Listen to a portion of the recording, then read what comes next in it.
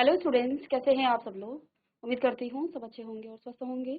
मैं Meena Rana ICT virtual class में आपका स्वागत करती हूँ। स्टूडेंट्स, हम पढ़ रहे हैं क्लास 6 की हिंदी। प्रीवियस लेक्चर में हमने यहाँ पर एक टॉपिक स्टार्ट किया था, संधि। तो संधि को हम रिवाइज कर रहे हैं क्योंकि हमने इससे पहले प्रत्यय और उपसर्ग पढ़े थे। और प्रत्यय और उपसर्ग को करने के लिए जब हम क्या करते हैं, प्रत्ययों और उपसर्गों के द्वारा नए शब्दों का निर्माण करते हैं, तो वहां पर हमें दो शब्द जोड़ने पड़ते हैं। एक शब्द हो सकता है, दूसरा का शब्दांश हो सकता है। लेकिन जब आप दो शब्दों को जोड़ते हैं, शब्द नहीं जोड़ते हैं, बल्कि यहाँ पर आपके वर्ण जोड़ते हैं। और वर्ण जुड़ने के बाद उसमें एक नया परिवर्तन आ जाता है। तो ये आपके क्या हो जाते हैं, ये आपके उपसर्ग और प्रत्यय में भी काम आते हैं। तो कुछ नियम आपने वहां पर देखा है। कुछ बच्चों को डाउट हो रहा था कि ये जो शब्द है ये कैसे आया, अभिधन इष्ट करके ये अभिष्ट कैसे आया। ठीक है ना, इसको तो अभिइष्ट होना चाहिए, है ना। तो अगर हम सिर्फ शब्दों को जोड़ दें, इसमें कोई परिवर्तन ना करें, तो ये तो आपका क्या होना चाहिए, अभिइष्ट। कुछ शब्द डायरेक्ट जुड़ रहे थे, लेकिन कुछ शब्दों में परिवर्तन आ रहा था। तो ये परिवर्तन कैसे आया, नया शब्द कैसे बना। ठीक है, हो सकता है कुछ शब्द आपके डायरेक्ट जुड़ गए, उनमें वर्णों को आपने नहीं जोड़ा होगा। ठीक है, लेकिन कुछ शब्दों में क्योंकि नए शब्द बनाने हैं, और नए शब्द ऐसे बनने चाहिए जिनका कोई सार्थक अर्थ हो, यानी कि वो सार्थक हो, अर्थ उनका आना चाहिए। और कभी कभी ऐसा हो सकता है आपने दो शब्द जोड़े और उसका जो है, जैसे अभिइष्ट, ये जो है ये शब्द प्रॉपर नहीं है, अभिष्ट आपका एक शब्द है। ठीक है, तो वहां पर आपको संधि जो आपके नियम है उनकी मदद लेकर के नए शब्दों का निर्माण करना पड़ता है। इसलिए यहाँ पर इन सभी नियमों को आप पढ़ेंगे। हमने यहाँ पर प्रीवियस लेक्चर में आपको स्वर संधि का पहला भेद हमने पढ़ा था, जिसमें आपकी क्या थी, दीर्घ संधि, जिसमें ह्रस्व या दीर्घ के मेल से आपका क्या आ जाता है, हमेशा दीर्घ हो जाता है। तो आपकी इसकी पहचान आपको बताई थी, ई की मात्रा आपको कहीं दिखे, आपको आ की मात्रा दिखे बीच वाले जो वर्ण है उसमें, या फिर आपको बड़ा ऊ की मात्रा दिखे, तो वहां पर आप इन शब्दों को देखकर पहचान सकते हैं कि ये आपकी दीर्घ संधि है। दूसरा, यहाँ गुण संधि की हमने बात की थी, तो हमने यहाँ आपको कल की क्लास में बता दिया था कि अ या आ के बाद यदि ए आए, ए या ई आए, तो ए हो जाता है। शब्दों की पहचान भी आप इसी प्रकार से कर सकते हैं। ठीक है, तो ये क्या हो जाएगा, जैसे यहाँ पर गज धन इंद्र गजेंद्र हो गया है। अब शब्दों की पहचान, ए की मात्रा सभी में आप देख पाएंगे, ए की मात्रा और ओ की मात्रा और अर का स्वर आएगा। ठीक है, तो यहाँ पर अ के बाद यदि ओ आए तो ओ, उ आए तब भी ओ, यानी कि सभी में अ या आ के बाद जब ओ या उ आए तो वो आपका क्या हो जाता है, ओ हो जाता है। यहाँ ए हो जाता है, यहाँ पर अर हो जाता है। तो यहाँ पर हमने वीर धन उचित वीरोचित, सूर्य धन ऊर्जा सूर्योर्जा, गंगा धन उदक गंगोदक। ठीक है, ऐसे ही गंगा धन उर्मी गंगोर्मी, तो ये नए शब्द बने थे। ठीक है,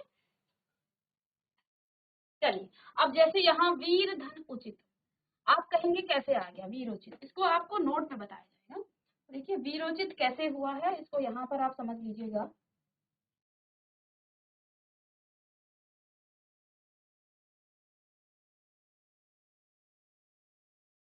हम पढ़ रहे हैं गुण संधि। क्या पढ़ रहे हैं, गुण संधि।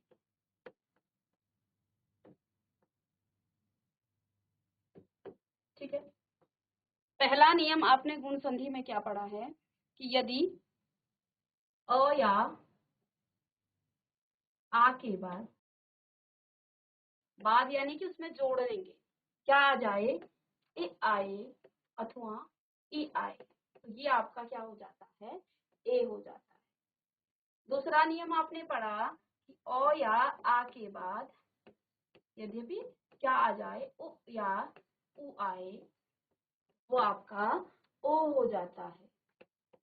ठीक है, और यहाँ पर अ या आ के बाद यदि क्या आ जाए, रि आ जाए, तो वो आपका क्या हो जाता है, अर हो जाता है। ये आधा रो है, हलंत के साथ इसको हम लिखते हैं। ठीक है, ये आपका क्या हो जाएगा, अर हो जाएगा। चलिए अब यहाँ पर जैसे हम इसी का उदाहरण ले लेते हैं, अ या आ के बाद यदि ए या ई हो जाए, तो जैसे कि आपने पहले कल की क्लास में आपको बताया था, अभी धन इष्ट, अभी धन इष्ट, ये आपके पास क्या है, एक शब्द है। दो शब्दों को हमने जोड़ना है, लेकिन हम यहाँ शब्द नहीं जोड़ते हैं, यहाँ पर हम क्या जोड़ते हैं, दो वर्णों की संधि करते हैं। अब वो दो वर्ण क्या होंगे, पहले शब्द के अंतिम वर्ण और द्वितीय शब्द के प्रथम वर्ण को जोड़ा जाता है। यानी परिवर्तन सिर्फ और सिर्फ यहाँ पर आएगा, आगे और पीछे के शब्दों पर कोई परिवर्तन नहीं आएगा। अब यहाँ देखिए, अब आपको करना क्या है, इसमें भी है आपका, ठीक है, और यहाँ पर है ए। अब भी से भी आपने स्वर निकाला, क्योंकि हम स्वर पढ़ रहे हैं तो दो स्वरों को ही यहाँ पर जोड़ा जाता है। इस उदाहरण को आप, चलिए एक उदाहरण यहाँ पर ले लेते हैं। गज धन इंद्र, गज धन इंद्र, ठीक है, गज धन इंद्र। अब यहाँ पर देखिए,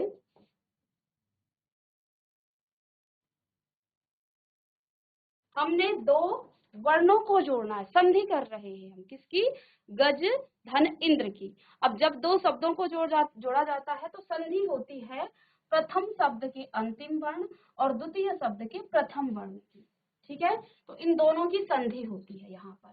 तो देखिए इसमें जौ है आपका, ठीक है, और धन इसको आप रहने दीजिए अभी, ठीक है ना, इसमें आपका ए है। अब यहाँ से आपने स्वर निकालना है। अब जौ को स्वतंत्र रूप में ऐसे लिखा जाता है हलंत के साथ, और इसको जब हम क्या करेंगे, इस जौ का हमने वर्ण विच्छेद करा तो ये आपका जौ हलंत के साथ आएगा, धन और इसमें जुड़ जाएगा इस प्रकार से। यानी कि ये जो जौ है ना, ये स्वतंत्र रूप में नहीं है, इसमें अ का स्वर जुड़ा है, ठीक है। इससे पहले आपने वर्ण विचार में क्या पढ़ा था कि सभी व्यंजन स्वतंत्र रूप में एक हलंत के साथ लिखे जाते हैं, हलंत के साथ लिखे जाते हैं, ठीक है। कैसे हलंत के साथ, ठीक है, स्वतंत्र रूप में जब आप का लिखते हैं तो ऐसा लिखेंगे, ख लिखेंगे तो ऐसा लिखेंगे, और जब इनमें स्वर जुड़ा होगा तब जाकर के ये इस प्रकार से लिखे जाते हैं। इनमें स्वर जुड़ा है, का ख, ठीक है, और ये है स्वर रहित और ये है स्वर सहित। अब जौ जो है ना, जौ आपका, इसके दो इस प्रकार से आप इसको तोड़ेंगे। वर्ण विच्छेद में आपको मैंने बताया था कि वर्णों को आप कैसे विच्छेदित करेंगे, ठीक है। तो ये हो गया।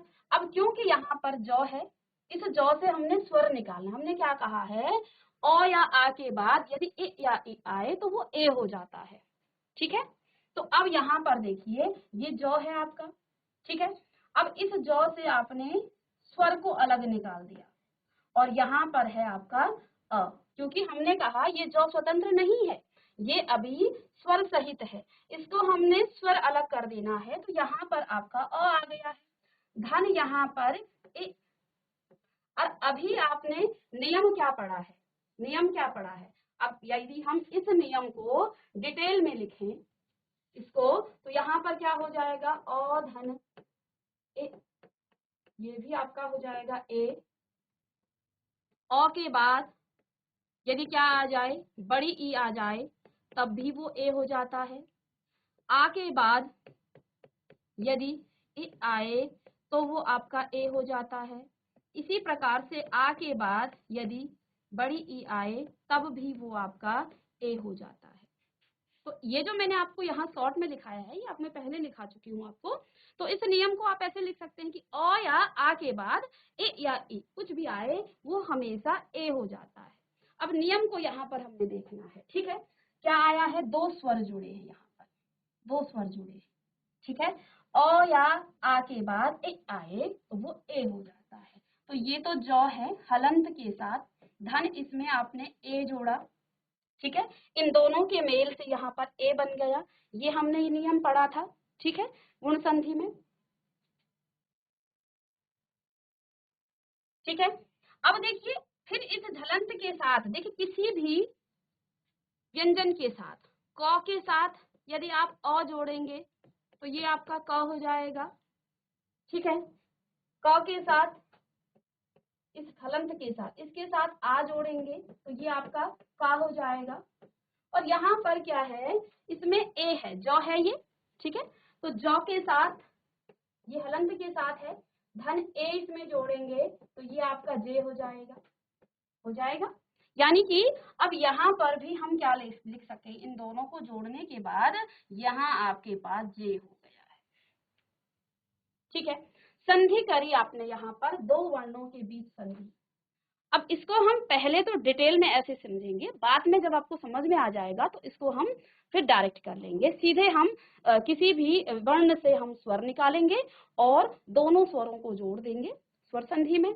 तो अब यहाँ पर इस ज और एक के बीच जो है, अब यहाँ पर देखिए एक चीज आपको ये हटा देनी है, ये जो अंग की मात्रा थी ना, इसको आप हटा दीजिए अभी, ठीक है ना। अभी हमने बस इन दोनों के बीच यहाँ पर संधि करी, तो इन दोनों के मेल से आपको यहाँ पर क्या मिल गया है, जे। हमने कहा आपने संधि सिर्फ और सिर्फ अंतिम और प्रथम वर्ण के बीच में करनी है। प्रथम यहाँ अंतिम, पहले शब्द के अंतिम और द्वितीय शब्द के प्रथम वर्ण के बीच, अन्य शब्दों वर्णों को आपको नहीं छेड़ना है। अब जैसे इसका अन्य वर्ण यहाँ ज हो गया, यहाँ पर द्र हो गया, तो इनको आपने नहीं छेड़ना है, ठीक है ना। तो अब यहाँ पर आप क्या लिखेंगे, ज को तो आप जैसा का तैसा, ग को आप जैसा का तैसा लिखेंगे, ग तो पहले से ऐसी था। इन दोनों के स्थान पर क्या आ गया है, जे। इन दोनों के स्थान पर आपका आ गया है जे, और यहाँ अंक की मात्रा थी तो उसको लगाइए, और द्र पीछे से है। बस ये संधि के नियम भी हमने कर दिए, और इस प्रकार से ये आपका क्या हो गया है, गजेंद्र। ठीक है, तो ये चीजें आपको डिटेल में करनी है शुरू में, ठीक है। लेकिन जब आप धीरे धीरे प्रैक्टिस करेंगे तो फिर आप वर्ण से सीधे स्वर को निकालेंगे, फिर आपके दिमाग में वो आ जाएगा कि स्वर को अलग किया तो यहाँ पर आधा ज बचा, और इन दोनों के मेल से लास्ट में जैसे ये ज हो गया, जे हो गया, तो अब आपने इनको जोड़ दिया। एक और यहाँ उदाहरण पढ़ते हैं, पहले आप इसे नोट करें। ये जो नियम है ये पहले नियम का है, इसको मैं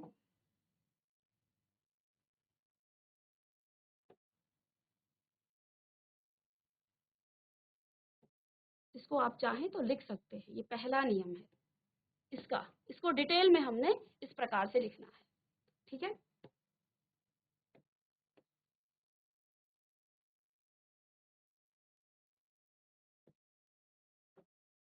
चलिए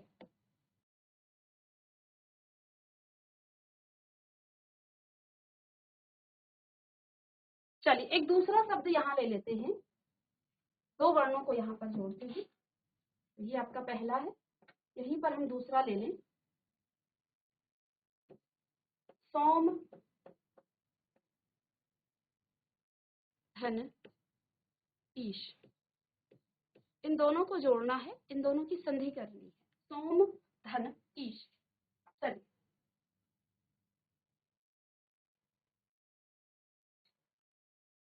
तो देखिए जब आपकी प्रैक्टिस हो जाएगी तो फिर आप सीधे यहाँ पे क्या कर लेंगे, सीधे आप यहाँ से स्वर निकालेंगे, यहाँ से स्वर निकालेंगे, दो स्वरों को जोड़ेंगे और उसको फिर आप डायरेक्ट कर सकते हैं। लेकिन शुरुआत में आपको बहुत सारे एग्जाम्पल लेने, उदाहरण लेने हैं, और उनको इस प्रकार से करना है ताकि आपका कॉन्सेप्ट क्लियर हो जाए कि ये हुआ कैसे, ठीक है।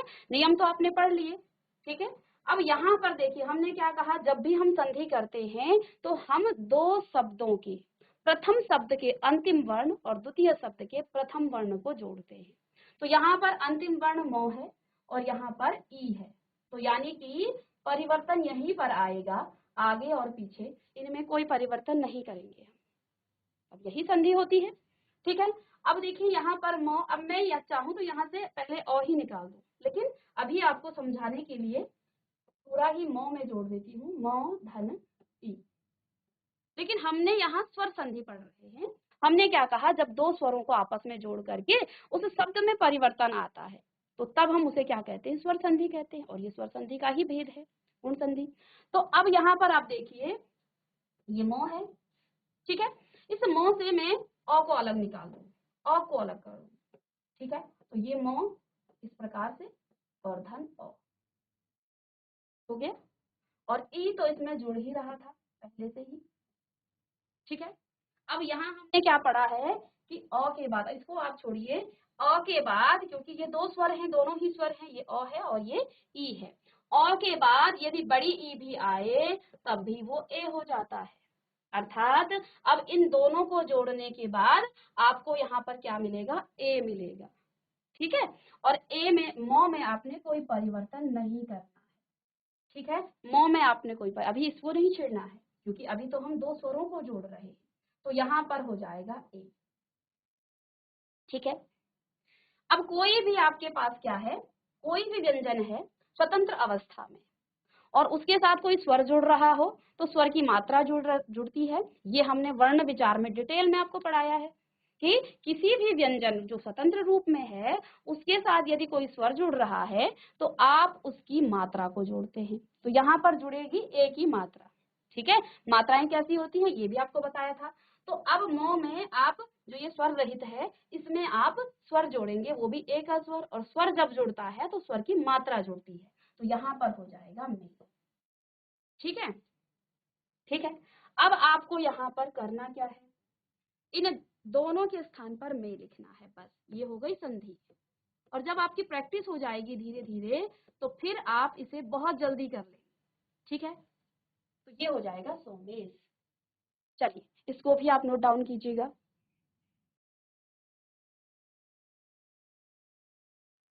चलिए ये आपने नोट डाउन कर लिया है, इसको मैं रफ कर दूं।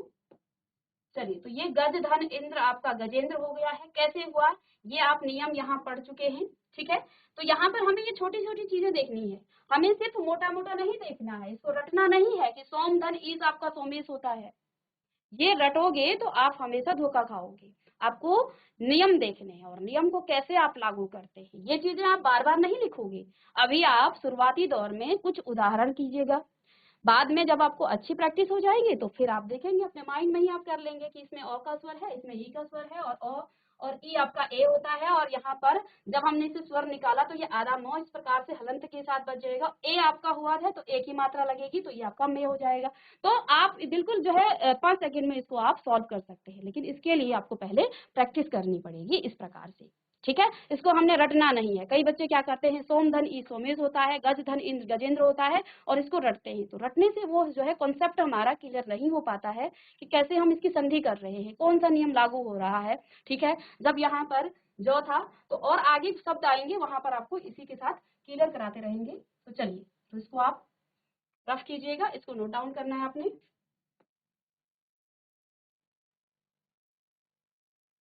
तीसरा उदाहरण जैसे यथा धन इष्ट, यथा धन इष्ट।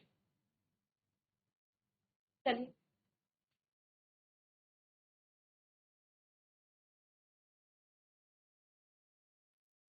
यथा धन इष्ट, तो जैसे हमने पहले किया कि यहाँ पर भी आपका अंतिम वर्ण और प्रथम वर्ण इन दोनों की संधि होगी। तो शुरुआत में आप इस प्रकार से कीजिएगा, बस परिवर्तन यहीं पर आएगा, क्योंकि दो वर्णों के मेल से जो परिवर्तन आ जाता है, जो विकार आ जाता है, उसी को संधि कहा जाता है। और हम पढ़ रहे हैं सर गुण संधि, जो कि आपकी स्वर संधि का ही भेद है। तो अब यहाँ पर देखिए इन दोनों वर्णों को जोड़ना है। ठीक है, तो मैं इसको डिटेल में आपको बताती रहूंगी। और देखिए था धन ये तो आपका स्वर निकालेंगे था से, तो थ अलग हो जाएगा। ठीक है, और यहाँ पर आ आपका आ जाएगा धन इ। ठीक है, तो अब आपने क्या करना है, दो स्वर जुड़ते हैं और हमें ये नियम भी पता है कि आ के साथ जब आप ए जोड़ेंगे तब भी वो ए हो जाता है। तो अब यहाँ पर भी आपका क्या हो जाएगा, ए हो जाएगा, दो स्वर जुड़ रहे हैं। तो थ धन ये आपका देखिए स्वतंत्र रूप से इसको आप उच्चारित भी नहीं कर सकते हैं। व्यंजनों को हम स्वतंत्र रूप में उच्चारण नहीं कर सकते। इनके उच्चारण के लिए अब देखिए मुझे यहाँ बोलने के लिए आपको ये हलंत के साथ बोलूंगी मैं इसको। ठीक है, तो इसके उच्चारण के लिए हमें किसी न किसी स्वर की मदद लेनी पड़ती है। आप किसी भी वर्ण को बोलिए, व्यंजन को बताइए। अ में क में आपका अ का स्वर आ रहा है। ठीक है, तो ये आपका थ है। ठीक है, लेकिन हलंत के साथ जो स्वतंत्र रूप से यहाँ पर है, इसमें कोई भी स्वर जुड़ा नहीं है। तो अब आ धन ए आपका क्या हो जाता है, ए हो जाता है। किसी भी व्यंजन में आप स्वर को जोड़ सकते हैं, लेकिन स्वर को जोड़ते समय आप उसकी मात्रा को जोड़ेंगे। ए की मात्रा क्या हो जाएगी, अब ये हलंत हटेगा और यहाँ पर ए की मात्रा लग जाएगी। ठीक है, अर्थात इन दोनों को जोड़ने के बाद आपके पास यहाँ पर क्या आ गया है, थे आ गया है। ठीक है, इन दोनों को जोड़ने के बाद आपके पास यहाँ थे आ गया है। तो यहाँ पर आपने थे लिखना है, बाकी आगे और पीछे कोई परिवर्तन नहीं करना है। तो देखिए यहाँ पर क्या हो जाएगा, य थे और यथेष्ट, इसकी संधि हो गया है यथेष्ट, ठीक है, इसकी संधि है यथेष्ट। चलिए, तो अब हमने यहाँ पर कौन कौन से नियम पढ़े, ये नियम पढ़ लिया, इससे क्या होता है, ये नियम पढ़ा, ये नियम पढ़ लिया, ये नियम आपने पढ़ लिया। अब देखते हैं एक आ और ई के जोड़ने से आपका यहाँ पर क्या कहा गया है, ये भी ए होता है। इसका भी एक उदाहरण ले लेते हैं। तो ये आपने नोट डाउन कर लिया होगा, इसको मैं रफ कर दूं। चलिए, इसको आप नोट डाउन कीजिएगा। इसके बाद हम एक चौथा उदाहरण लेते हैं इसका।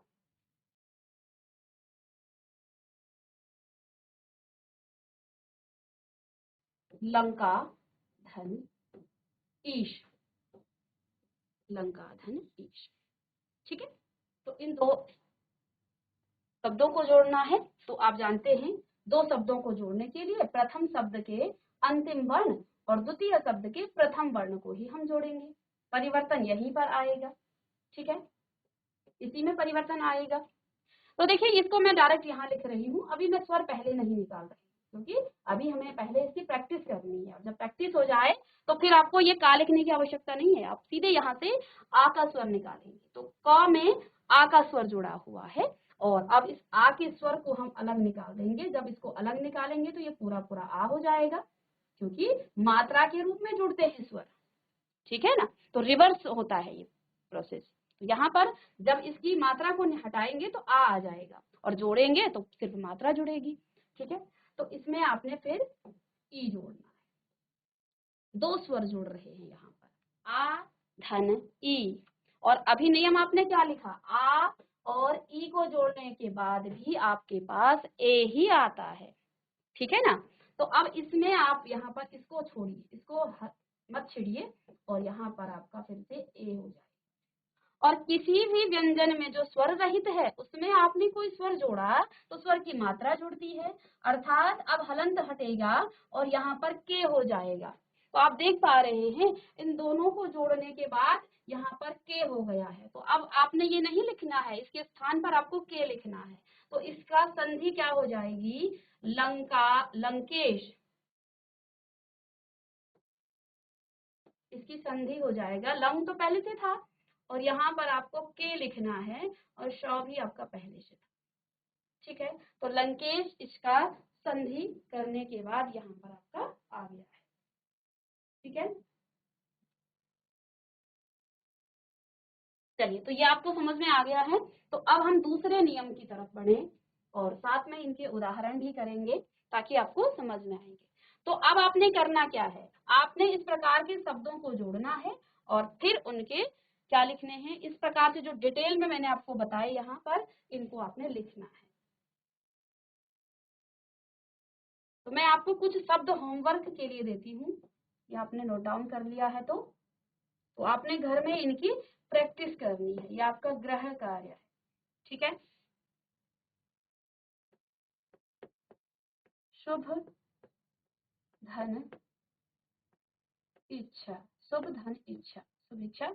इसको आप ऐसे, जैसे मैंने आपको बताया है, अभी आपने ऐसे करना है, लेकिन धीरे धीरे जब आपकी प्रैक्टिस होगी तो फिर आप उसको डायरेक्ट कर सकते हैं। इससे हमारे कॉन्सेप्ट क्लियर होते हैं कि किस प्रकार से ये परिवर्तन आया है, ये परिवर्तन कैसे आया है, ये हमारा कॉन्सेप्ट क्लियर करेगा, ठीक है।